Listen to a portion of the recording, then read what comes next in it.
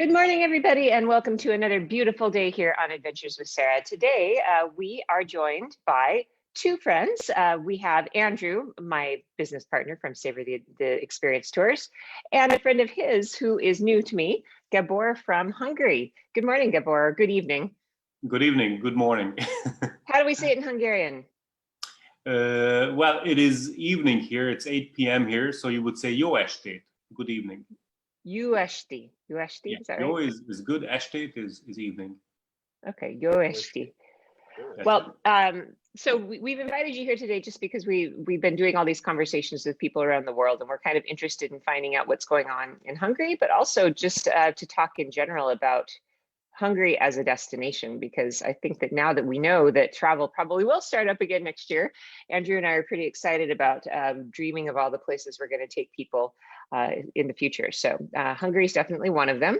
I have been to Hungary. I went several times when I was younger, and you know why? It was because every time that I tried to go to regular Europe, like Germany, for example, it was too expensive for a student. So I'd hop on a train and go to Budapest. So we enjoyed Budapest very much when I was a student because it was a great budget destination in the 90s, obviously. So I'm sure it's changed a lot since the last time I was there. So just love to hear a little bit about what you do and how has Budapest changed? Okay, well, first of all, yeah, I mean, Hungary is really a great destination. Even today, it's on the cheaper side, which is really great. It's a really good value destination in terms of pretty much every aspect of it. Definitely the food and wine aspect. I can guarantee that. So that part hasn't changed. So anyway, our story. I am the co-owner and co-founder of Taste Hungary. We started the company with Carolyn, my wife, in 2008, and well, we are both very interested in food and wine, and she's American, I'm Hungarian, and well, 12 years ago we thought that it would be a good idea to start making a little bit of money on, just based on our passion and our interest, and we started showing people around Hungarian food and wine. So these were all tourists, many of them American. And it was just us, and it was just a part-time job. And then slowly throughout the years, this grew into something much bigger than we ever thought. And we started having, freelance guides. We opened our own tasting room in Budapest, the Tasting Table, 5 years ago now. And well, until COVID hit, so let's say 2019 was our best year so far. We had more than 10,000 travelers on different tours and tastings and dinners, and it became a really busy company over the decade. And yeah, we had 10 full-timers, and we worked with about 25, 30 freelance guides. So it was a very busy place until March, 16th. When we ran into the wall at the speed of about 150 kilometers. Yeah, Andrew and I can relate. We feel the pain of that crashing into the wall. Yes, yeah. We did not have the brakes on at all. So Andrew, how did you meet Gabor? I think I met Carolyn, his wife. I think it was 2011 because I was going to Budapest before going to Slovenia to run a tour, and I wanted to, and that was when I was first starting to think about doing some kind of food and wine tourism. And to be honest, I don't know if I found them just because, there's Taste Hungary, this company that does food and wine stuff, or maybe I found her because she's written a couple of books on the Hungarian cuisine and kitchen and stuff like that. So I met her back in 2011. And then I think we've been in contact, and then maybe 4 or 5 years ago, we started working together, or, hey, if someone's contacts me who is interested in something in Hungary or Budapest, I would send them their way and vice versa. So, and then I think, maybe 2016, we kind of co-ran a tour together. So and then I'm in Budapest a lot because it's so close by, and it's just, I mean, it's probably my favorite big city. Is certainly my favorite big city that's anywhere near where I'm at. So I'm in Budapest a lot. I mean, other than this year. So, we usually just, a lot of times we just meet up just kind of as like, hey, let's hang out or whatever. I had a 50-year-old bottle of wine from Portugal that we shared last year over my birthday. So, it's just, now we just kind of hang out. How far is Budapest? Because I remember, didn't you go to Budapest from Romania last year? Yeah. In fact, that was the last time I was there. Yeah. Well, from where we were in Romania, that took a while. But if I was in, let's say if you're in Ljubljana, you could drive to Budapest in about 5 hours, at least the way most people drive on the highway.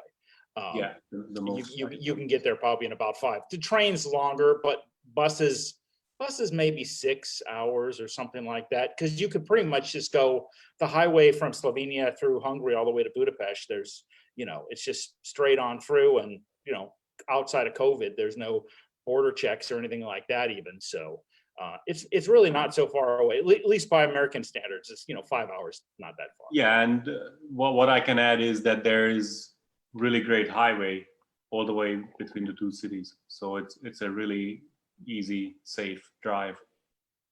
Dang, yeah, I had no idea. I mean, you geographically understand where those places are, but you just think, oh, there's so many countries between them, but actually they're neighbors. Yeah, the only thing you got to be careful about, which I didn't know the first time I drove into Hungary on the highway system, is they have their own system too for like the vignette, to like pay to be on the highway rather than tolls. So I managed to like go to some town like 30 kilometers into Hungary and get one before any police pulled me over. So, but that was like one of those like, oops, next time you better check on the internet before you go driving on someone else's highway. Yeah, and normally there's no passport control, like you said, so it's really, I love that. But then the highways are not synced, I guess. At least not the tolls. What Andrew's talking about is you can buy like a little pass, a sticker for the front of your car, and you have to pay for it, and it's like a tax to be able to use the highways. So Gabor, what do you do on your tours? What is your most popular itinerary, for example? Okay, so well, we have a bunch of different tours. We do anything, from pretty much a glass of wine at our wine tasting cellar to 7-10 day long vacations, and pretty much everything in between. So let's say we from our walking tours, we do a lot of 3-4 hour long walking tours in Budapest. All of the walking tours have a different focus. We have a general traditional Hungarian walk or Hungarian cuisine walk called a culinary walk, and that covers the central market with different tastings. We go to a butcher for lunch outside the market. We go to a chocolate place. We go to a cafe house, and then we finish at the tasting table with wine and cheese. So if you're asking me which is our most popular walking tour in Budapest, then it would be this, because in 4 hours you really get a good overview of traditional Hungarian cuisine. It's a small group tour. We never have more than 8 people. We would run it either for one person, and it's very interactive. There's a lot of food, a good amount of wine, and a lot of good information, and just good moments. So this is our most popular walking tour. Our wine tastings are very popular. We used to run 2 wine tastings every single day, one at 3 p.m. called wine, cheese, and charcuterie tasting. That included 5 wines and sort of a quick overview of just the wines of Hungary, and some beautiful cheeses that went along with it. And we always had an evening tasting as well called Essentials of Hungarian Wine. That included 8 wines. So, depending on how interested you are in wine, how much your capacity is, you could choose between these 2 tastings. And we also do day trips from Budapest to the different wine regions of Hungary. Hungary, just like Slovenia, is pretty much a perfect wine destination. You can be based in either capital, but let's talk about Hungary now.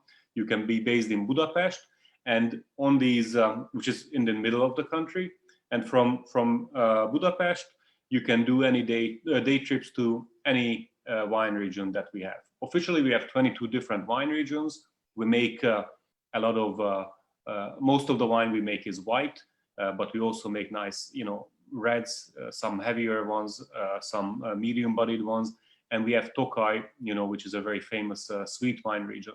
So depending on your preferences, we'll pick you up at the hotel and we'll take you to either a red wine region, or we'll take you to Tokaj, where you get a bunch of really nice, crisp, dry whites, and then also some sweet wines. And in terms of the wine tours, the Tokaj wine tour was our favorite one. I found that over the last couple of years, everywhere I go, it's not, I mean, outside of Hungary, but everywhere in the world, these food tours actually, in a sense, are becoming, in my observation, more popular than traditional tours. And why do you think that is? Well, that is a good question, and it's a good observation. Our tours have, I mean, when we started 10 years ago or over 10 years ago, people were asking, what are you guys doing? You're doing food tours? And then, they said, okay, you guys are going to be okay. But, it was something very new. And now it's become, if not mainstream, but definitely more popular and more sort of accepted. Why is that? Well, I think I guess they are good. I mean, I guess they are good value. I think there's a certain tone that food tours have that other tours might not have. This cozy, friendly atmosphere, that wine and good food provides. And then, of course, along with that, there will be conversations. Well, our food tours and maybe food tours in general just have to be smaller scale. You can't have, a food tour, at least nothing quality for, 60 people. And if you're looking for that and you are looking for something, more family-based, I think a food tour is just provides a good setting. And if you have a special interest, you can always build that in and still, let's say visit Jewish sites in Tokaj, but then between these sites, you're going to go to a wine tasting. And I think it's just a really enjoyable way to travel.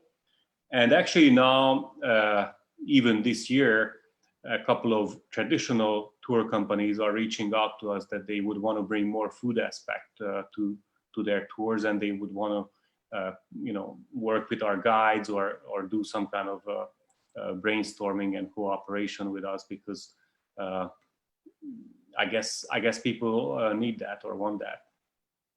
Yeah, I would also add, I think Sarah, if they're becoming maybe more popular than regular, like traditional tours, it's the experience. You could actually meet like the people who, like, especially if you're going to Tokaj or any of these day trips out, you meet these people, you meet the people making things, which is I think an experience more and more people want. And I'm guessing after we've spent 1 year plus Zooming everyone on the planet, people might want that even more. That we really just like, hey, let's actually go meet people and talk to them face to face and hear their story and all that. When you have traditional like history tours around towns, like everything you're talking about is mostly in the past. I mean, you could see some things there, but you're not really meeting the people that maybe you're talking about.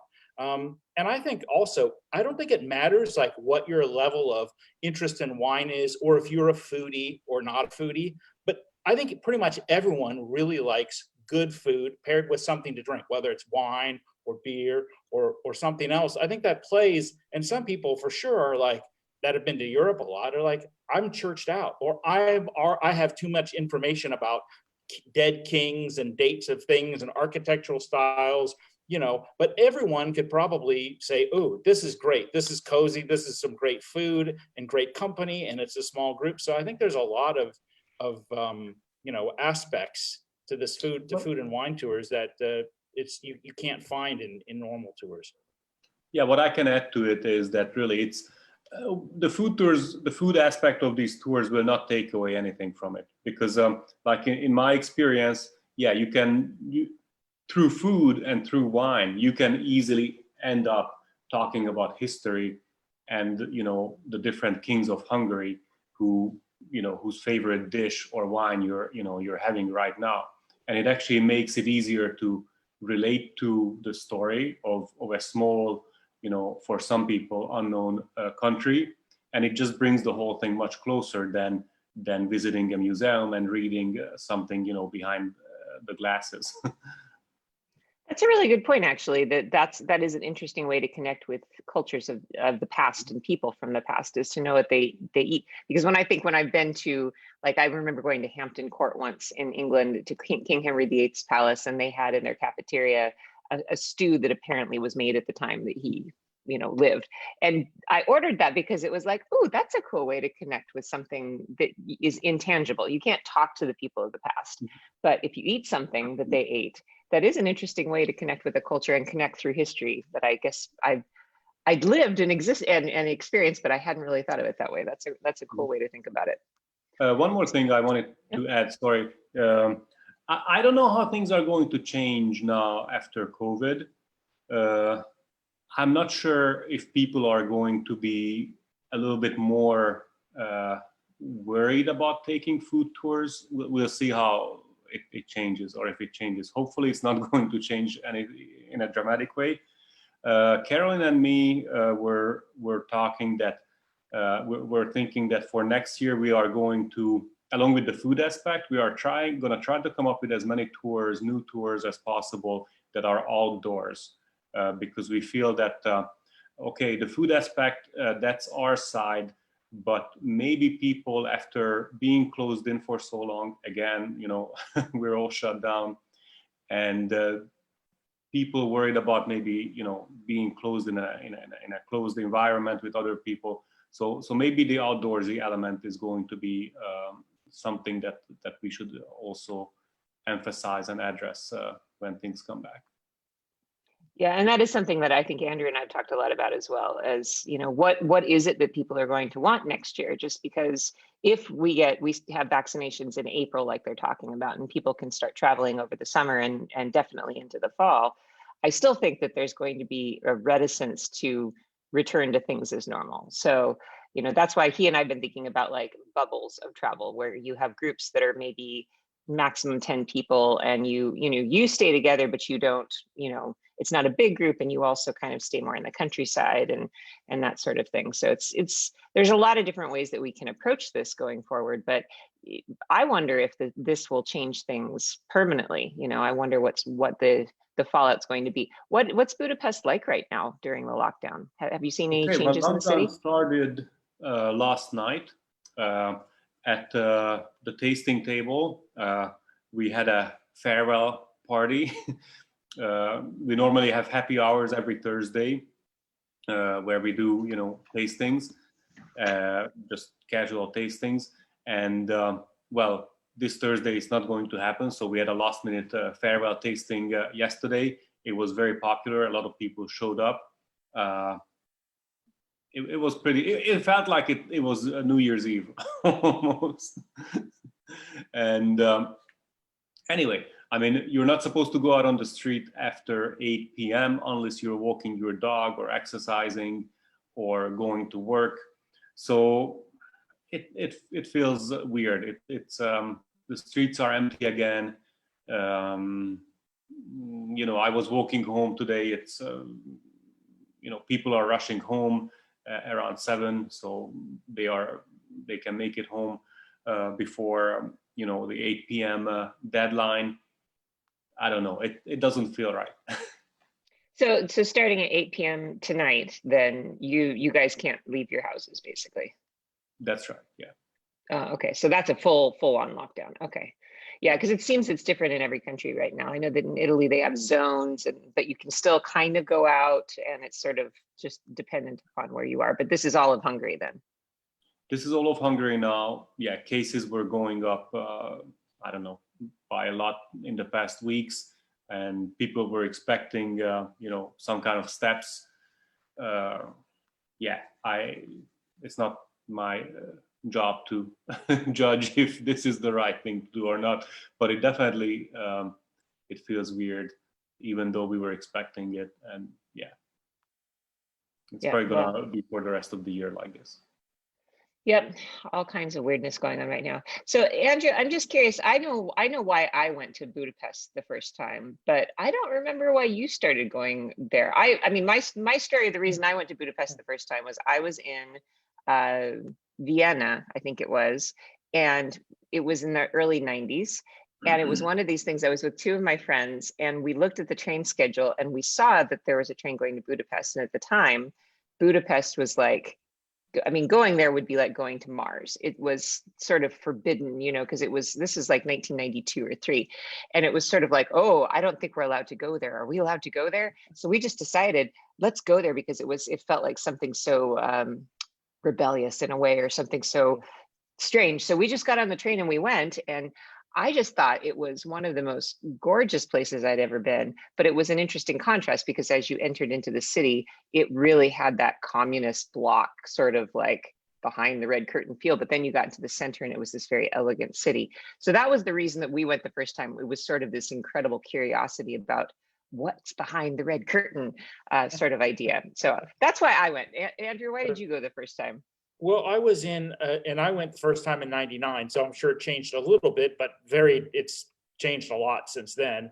And I was in Poland, and I was basically knew, this was like, let's say, end of November, and I knew I had to be in Rome a little bit before Christmas. So it was just kind of like, okay, Budapest, that's easy, overnight train, Budapest, Vienna, Slovenia for my first time in Slovenia, and then on the way into Italy. And for sure, because I always met Australian backpackers where I was traveling, and people were always like, oh, Budapest, Budapest, Budapest. So I think I went there and I spent like 5 or 6 days there, and I liked it, but it was definitely one of those, like coming from Krakow, like Krakow seemed like they had like been scrubbing things up a little bit more since communism fell than Budapest. Although I really like the Buda side, there was the history museum there, and just the whole Buda Hill, which actually doesn't have as much as the Pest side, but I was like, oh, this is great. I mean, I'll come back here again, but I wasn't like, oh, I have to come back here right away. But over the years, I kept coming back for various reasons, because I was always, no matter where I went in Europe, I think I always kind of went through Budapest. It's,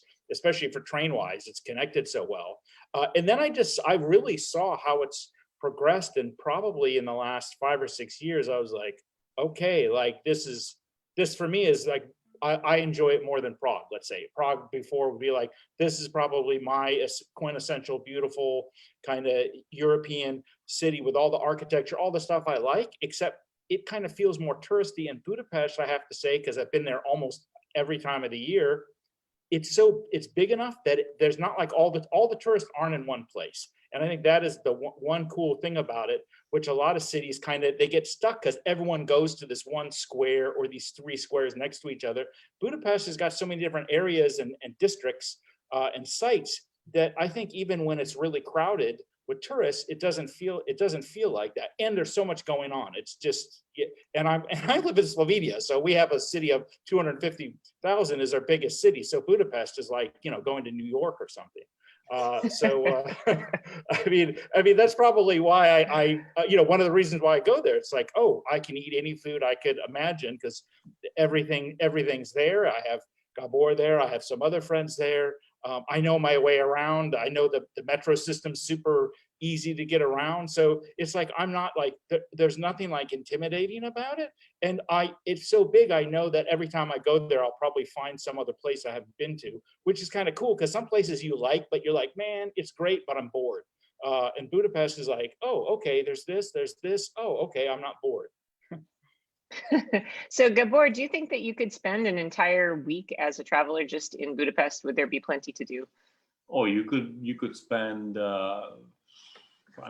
years really if you get into it. No, I think it is obviously I'm biased, but it is a very special place. I'm originally from the countryside, and before I really lived in Budapest, I lived in a few other places in the world. So I also got to discover it as an adult. But even today, I discover new things. And if as a destination, just looking at it from the tourism perspective, there are so many different layers that people can enjoy. Good wine, good food, and within the food there are a lot of different things that we could point out, including the traditional desserts and coffee houses that are and pastry shops that are on almost every corner.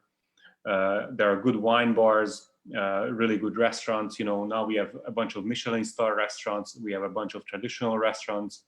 Hungary has a huge, or Budapest especially, has a huge Chinese community. So you can get some really incredible Chinese food here. Okay, this is not something that you would do on your first visit if you're here for 3 days, but we take advantage of it quite a bit, and that's really great. We have a pretty large Chinatown in one of the districts in Budapest. There is good architecture. There is a lot of history, obviously. There is music. We are pretty well known for our music halls and the music academy. We have a large Jewish community, so there's that aspect. And if you're interested in world wars, Budapest was under siege. The German and Soviet army had a 3-month-long siege here with all the bridges blown up. So there is that. If you're interested in spas and Turkish baths, we have a bunch that actually go back to the Ottoman times. So there is that aspect, and probably a lot more that I can't think of now. But it is really a city that is very hard to get bored of because there are just so many different elements. And I didn't even mention the Danube and the different hills. It's a good city for hiking, not so much for biking. I never ride my bike here. Actually, I don't have a bike because I wouldn't feel safe as a biker in Budapest. But for walking and for hiking, there are a bunch of hills and natural areas here that are really nice. So you reminded me of something when you were talking about the coffee houses. That reminds me of one of my favorite things that happened to me as a backpacker traveler when I was in my late teens or early 20s. We got to Budapest, and of course, as travelers, we were so broke. We were staying at hostels, and we had very little money. And at the time, it was incredibly cheap to travel into Czech Republic or into Hungary. And we went to a coffee shop right next to the cathedral on the top of the hill. There was a beautiful coffee shop that looked like something out of a movie with the chandeliers and all of that. And we went in and saw pastries. I've never seen so many beautiful pastries. I had no idea about the kind of sweets you can get in Hungary. The sweets were just shockingly beautiful. And as travelers that had $2 a day for food, we went in and we looked, and we saw that each slice was like 40 cents, in our money. And so we ordered one of everything. And so my 2 girlfriends that I was traveling with, this is when we just poor backpackers go, and we had probably, I would say, 15 different desserts on the table because we'd never seen so many beautiful things, and we could have whatever we wanted. And it was left a big impression on me, was just the incredible sweets that you can have there. Is that something that you focus on your tours, is doing things with the sweets? Oh, absolutely. Yeah. Well, for one thing, now the 40-cent cake is probably now about $1.50 to $2. That might even include a coffee. So it's still very affordable. Oh my gosh. Affordable. Yeah. Wow. Yeah. You can't even get like a coffee cup, an empty coffee cup at Starbucks for that. So I'd say you're doing pretty good, buddy. I know. So anyway, Yeah, we actually have a sweet and coffee house walk, just dedicated to the dessert and coffee house culture of Hungary. It's a 3-hour long walk, which will take you to, I think, 3 different coffee houses, a couple of pastry shops, and well, yeah, at the end of the 3 hours, you are going to be overdosed with on cakes, and we also, we make a bunch of savory pastry, so we include that as well to break the sweetness on the tour. But we definitely like to take advantage of this.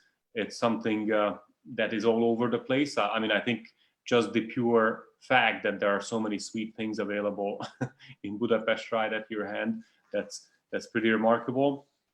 We also have a dessert class, a dessert making class. We partnered with one of the old pastry shops, and we make the dobos cake. It's a layered cake with chocolate and then a caramel glaze or a caramel top on the top of the cake.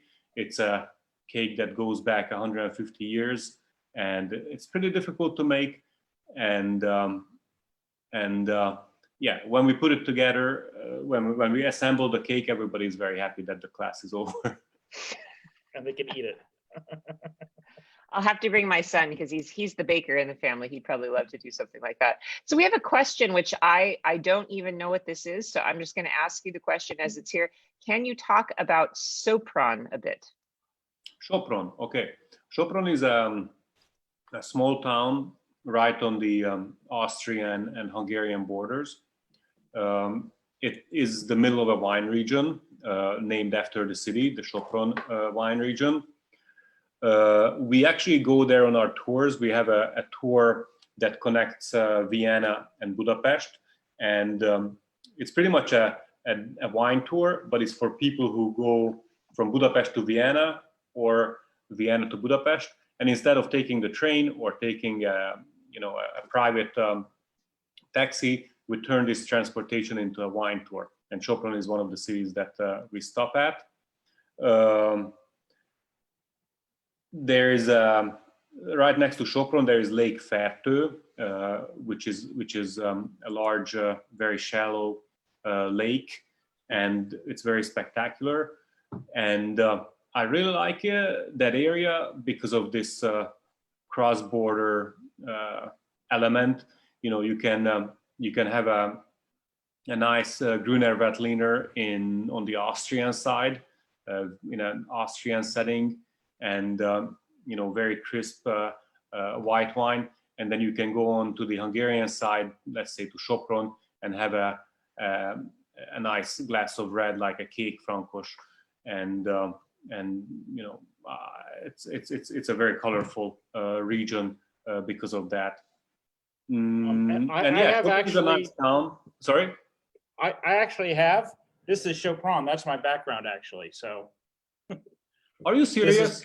Yeah, I'm serious. I needed to pick a Hungarian background, and I didn't want to pick Budapest because that would be way too obvious. So I picked Sopron like 5 minutes before we started here. So for everyone watching, there's Sopron for you. I thought that was Brasov. That looks like Brasov to me. It's got enough red roofs, I think, to be Brasov. But I was there 14 years ago. Yeah, 14 years ago. I was in Sopron. So when Sarah read the question, I was like, well, I even have a photo queued up just for that one particular viewer. That's so bizarre. So the other question that I have is just in general about wine, because that's one thing that I've always enjoyed about visiting Hungary, is that it is a place that has really good wine, and a lot of people find that kind of as an unexpected bonus of being there. I remember the bull's blood wine. That was the one that was really popular when I was there, but I'm sure there's other kinds as well. What are the most popular kinds of wines from Hungary? Yeah, so Hungary is one of the old traditional winemaking countries of Europe, and we've been making wine for a really, really long time. In spite of this, it's not Hungary is not associated by most people with winemaking and wine culture. And when they come visit here, then people are usually very surprised of, well, first of all, the quality of the wine, and also the diversity of the wines that we can, produce. So I mentioned before that Hungary is more of a white wine country. 70% of the production is white, and personally, my favorite white from Hungary is Furmint. That is the name of the grape variety, Furmint. It is the dominant grape variety of the region that I mentioned also before, Tokaj, and you can make some of the sweetest wines in the world from it, and you can also make some really dry, really crisp white wines from it. It's a very it's a grape that has a bunch of different faces. It can make an easy drinking white that you drink as an aperitif. It's a variety that has a lot of acidity, so it's always refreshing. You can age it in barrel, and then you can have a Burgundy-like serious white wine. So Furmint, I think, is definitely something to look out for. Then, since I'm talking about Furmint and Tokaj, the sweet wine, the traditional Asszú and Szamorodni sweet wines are amazing from Tokaj.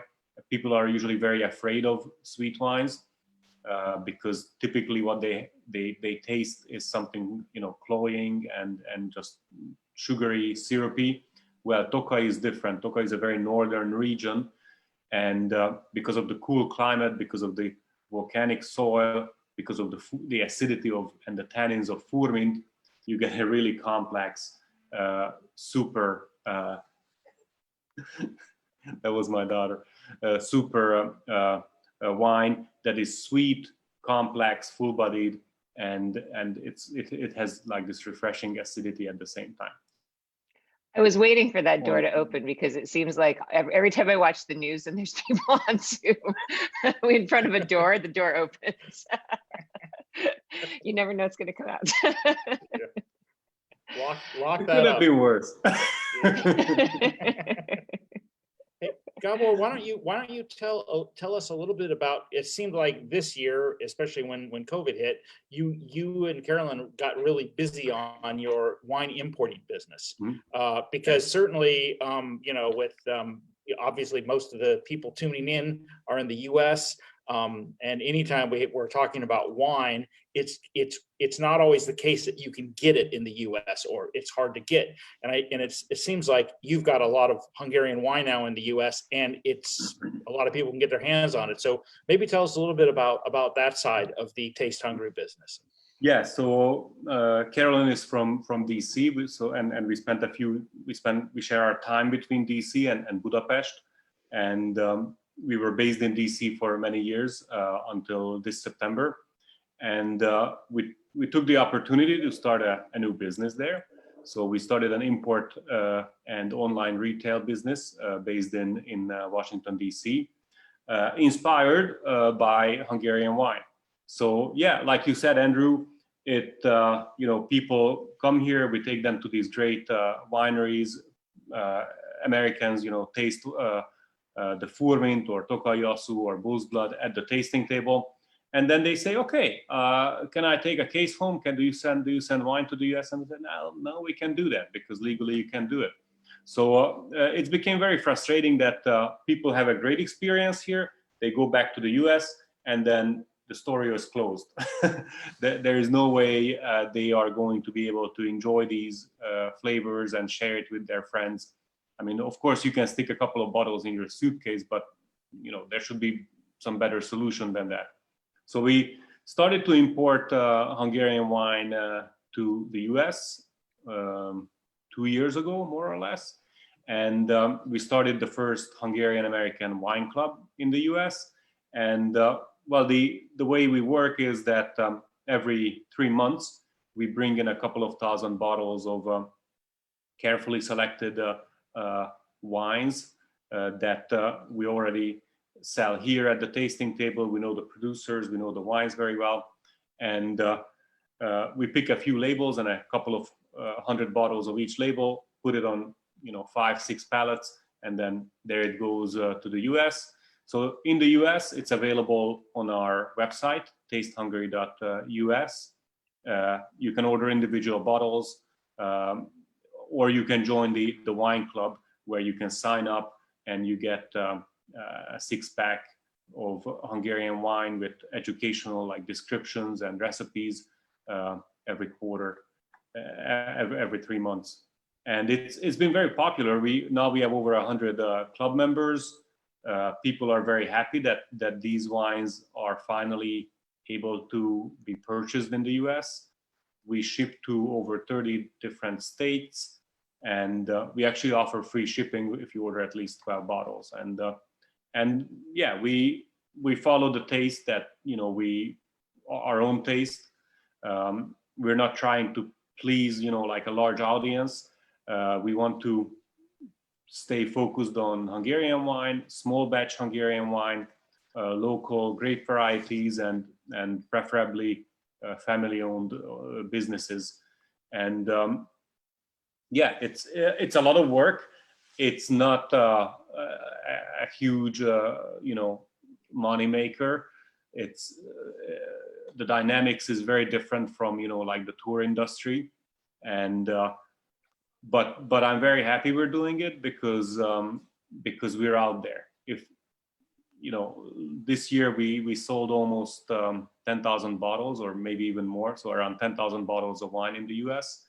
And I mean, I think it has enormous marketing value that people can share these beautiful bottles with their family, friends, and that's sort of what makes me happy.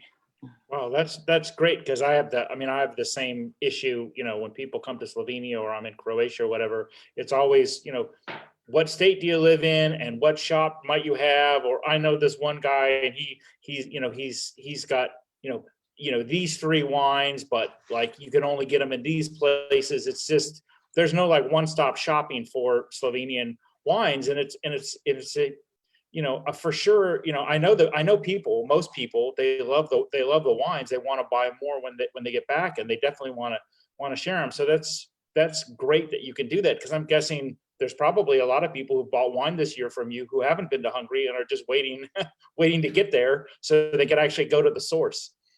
Yeah, absolutely. I mean, I think it's a really great way to keep in touch with happy clients. I think it can be a good way to actually have people find you through the wine, and then maybe book a tour with you later on, who otherwise would just go online and maybe find you through Google or maybe not find you. But with the wines there, that can be a huge plus. My experience is also that you go to a wine store in the US, and there is enormous selection. You can buy anything there, and some of the better wine stores will have a couple of Hungarian wines, but they are going to be unnoticeable in this sea of wines from all over the world. It's the shop people will probably not really recommend it. It's an obscure subject, but yeah, with our site, yeah, everything is in one place, and I think, as far as I know, is the only Hungarian is the only online wine shop in the US dedicated to Hungarian wine. So yeah. Cool. Can you ship to Washington State? Oh yeah, we have, absolutely. Okay, well then, see, there's next month's Wines Day. You and Gabor could do a wine tasting together. we could ship to Ljubljana and Washington State. And okay. Oh yeah, of course you could. Yeah, you have to be able to ship to me. Oh, that would be so fun. We could do an international wine tasting of each of us at a different place drinking the same wine. I think that sounds really fun. Yeah. Oh yeah, well actually, yeah, that became very popular. We do a bunch of virtual tastings, and yeah, we do it in many states. We have done it in many states in the US. Families who were separated from each other somebody was in Florida, the other person was in, I don't know, Washington State, the third person, could have been in Spain, and a virtual tasting and Hungarian wine was a way to connect. That is a really cool idea, especially as people are going into the holidays and people can't get together for the holidays. I've been thinking about that because I'm going to be doing cooking classes and stuff for private groups in the future. And I thought, how can we create events that have sort of a fun travel theme, but then that it'll be a way for people to connect with their families over the holidays. That's a really cool idea. So tell me then, what is going to happen for Christmas in Budapest? I'm just curious now, like what's going on? Is Christmas canceled in Budapest, or are they going to still have celebrations, or is it just sort of everybody's going to wait and see? Christmas is not canceled. Oh, good. There will be Christmas. It's probably going to be different. For one thing, what is canceled? The Christmas market is canceled. So we have a really large, beautiful Christmas market every year that is extremely popular. We used to do walking tours of that, but that is canceled because of COVID. Well, usually this is one of our high seasons. September, October is always the busiest season. Then in November we take a break. December is, especially the Christmas time, it's very busy. I don't think it's going to be busy this year. I think borders are going to be closed. It's starting to feel like Christmas time because all the restaurants are closed. You have to be home, from 8 p.m. So it's already pretty isolated.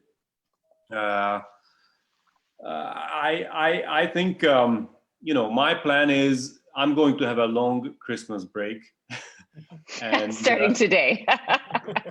Starting now, definitely, yes, starting. I already put the Christmas lights out on my house, so I'm ready. We'll just call this Christmas vacation from now until whatever March. Until probably March, yes, yeah. So no, Christmas is not canceled. On the opposite. So that brings me to a thought then. I mean, do you do a lot of like tours that involve the Christmas markets? Because that's always been something that's been on my sort of list of tour dreams, is to do sort of like a tour that just focuses on Christmas markets. Is there more than just the one in Budapest? Most major towns in Hungary have some sort of a Christmas market. I know the wine region Eger and the town of Eger has a very nice Christmas market. We used to go there on our wine tours just to have some hot wine, some mulled wine. Budapest has 2 or 3 separate markets that grew so big that they are almost interconnected now, from the Basilica through Vörösmarty Square all the way to like the synagogue area, one long market. We do a tour. We used to do a tour, a 4-hour culinary walking tour of the Christmas market, where we would taste, some of the Hungarian Christmas specials, which would be stuffed cabbage, mulled wine, poppy seed cakes. What else? Well, pálinka for sure. It's not necessarily just Christmas, but in the cold, that the pálinka is the national spirit. We taste that on the tour as well. And so there was that. At the tasting table, our wine tasting venue, we always do a Christmas dinner where we cook a traditional Hungarian family-style Christmas dinner, and that's usually what we do. Wow, I'm in. What about you, Andrew? That sounds like a fantastic. Do you guys do goose? I kind of think Hungarians. Is goose something you have for Christmas? It's this week is actually St. Martin's Day, or I think it's this week. Which it is, because it's here too in Slovenia. Yeah, there as well. But that pretty much ends around sometime before Christmas. I forgot. One of the big traditional Hungarian Christmas dishes is the fish soup or fisherman soup and fish stews. So we don't really have goose for Christmas. It would be more of like fish. Wow, Fantastic. Well, we are running out of time here, but it has been wonderful to talk to you today, Gabor, and thank you so much for joining us all the way from Budapest. We will just, rather than think of this as lockdown, we're going to think of it as Christmas starts today. I think that's a much better way to look at it. So let's just start celebrating now.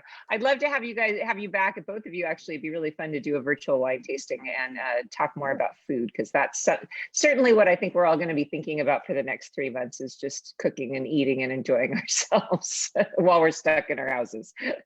So thanks to Andrew for introducing me to Gabor, because I have not met him before. You always have the best contacts, don't you? I do. And I'd like to also say that if this is all sounding very interesting, Gabor and I and Sarah, we are working on a Hungary-Slovenia tour to offer at some point later on next autumn, which might even coincide with this whole Sveti Martin Day thing, so we can get in on some celebrations. So just keep an eye out for that. That'll be a little bit down the road. Yeah, we have all kinds of things we're cooking up. We're going to have ready for you guys probably at the end of November. So, yay! Well, thanks again for both of you for joining me. Yeah, it's been a pleasure to meet you, and we'll see you guys again later. Just as a note for people who are watching, tonight for Patreon members is going to be a slideshow about Venice, just escapism travel with me, a slideshow today. Tomorrow is going to be Cucina Quarantena. I haven't decided what yet though, so cook with me tomorrow evening 6 o'clock. And then Friday, we're going to be launching our Guide Collective Christmas Market. And so we're going to have a little chat about that on Friday morning. And I'm sure Andrew's got something up his sleeve for the Guide Collective Christmas Market, don't you? So, yeah, so we can't do Christmas markets this year, as we just talked about, but the Guide Collective has got you covered, because we're going to do a virtual Christmas market. So we'll see everybody tomorrow, and the next day. Always something new and interesting to learn here on Adventures with Sarah. So thanks again, everybody, for joining us. Ciao. Thanks, Sarah.